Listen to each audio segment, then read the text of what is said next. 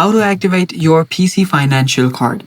Hello guys, this is Atticus and welcome back to another tutorial video. In today's video, I'll teach you guys how you guys can activate your PC financial card. So without any further ado, let's dive right into it. First step, open up a web browser and simply search for Activate Your PC Financial Card. Then you'll find the PC Financial website and it'll say Activate Your PC Financial Card. You can tap that in. And this is basically how you do it. For the first time activation, you'll need to sign up using this link, that is create your account. And if you already do have an account, you'll need to log in. So you can head over to its web portal. You can tap on this and the web portal should open up where you can then log in into your account. After you log in into your account, you'll need to go to accounts section.